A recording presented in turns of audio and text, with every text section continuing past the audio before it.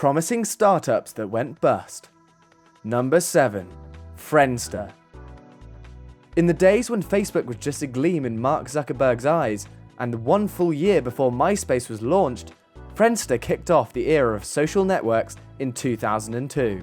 Founded by computer programmer Jonathan Abrams, Friendster had nearly $50 million from investors including KPCB and LinkedIn, with 115 million users at its peak and a sizable offer of acquisition from Google. In 2003, Friendster turned down Google's offer of $30 million and chose to stay independent instead of selling. That decision is now regarded as one of Silicon Valley's biggest blunders, and it was all downhill from there for the social networking site. Technological challenges slowed the site down, and it became so bad that users had trouble logging in. Friendster failed to build their infrastructure to match the traffic, and competitors MySpace and Facebook quickly caught up. Friendster would never return to its former heights and was eventually acquired by MOL Global, one of Asia's biggest internet companies, who discontinued the social network and turned it into a gaming destination. Number 6. Alta Vista. Alta Vista was the search engine of the 90s. Today, Google indexes pages in the billions, but in December of 1995, Alta Vista hit the 20 million mark, far surpassing contemporaries Lycos, Excite, and InfoSeek. It simply seemed to find information the others couldn't.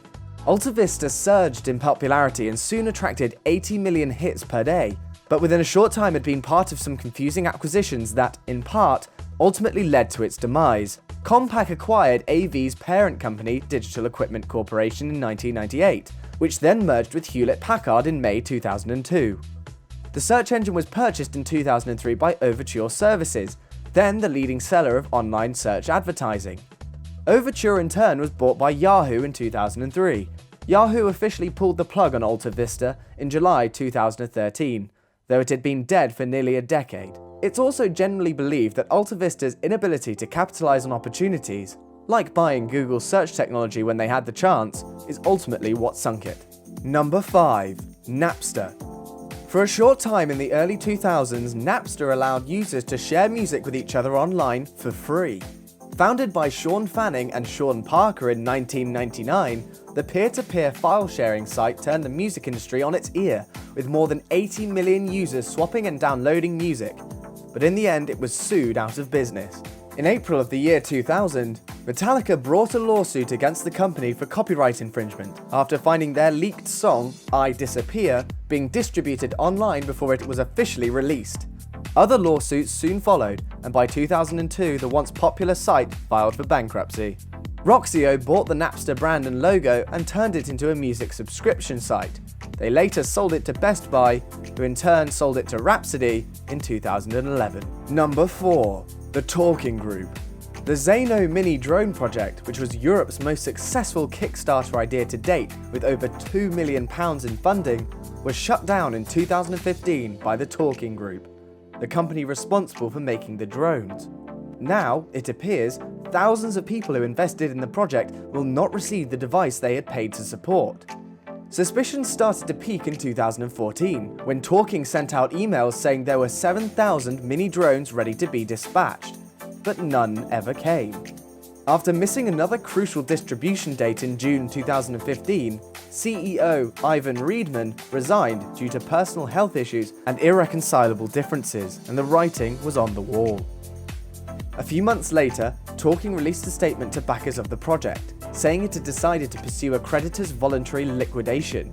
Kickstarter also released a statement, absolving itself from any responsibility, saying there are no guarantees a project will work out, and a company's contract with backers requires them to bring the project to the best possible conclusion. Number 3. Boo.com.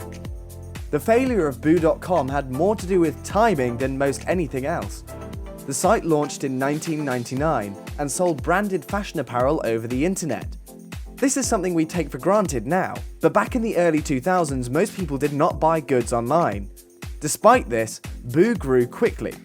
Some would say, too quickly. The company initially had 40 employees, but within a short few months had a total of 8 offices and 400 employees in cities including Amsterdam, Munich, New York City, Paris, and Stockholm. Boo spent $135 million of venture capital in just 18 months and hoped to slide for a few years on investors' backs until sales caught up with the operating expenses. They never got the chance to see that business model through. The dot-com bubble burst in 2000, as did Boo's dreams. Boo's main assets, its software and technology, were sold to BrightStation for $250,000. They had purchased this technology for a whopping $70 million. Ouch. Number 2. Secret. In April 2015, the founders of Secret did what they believed to be the right thing and returned money to their investors and shut down. Secret was an app that allowed its users to share their thoughts anonymously.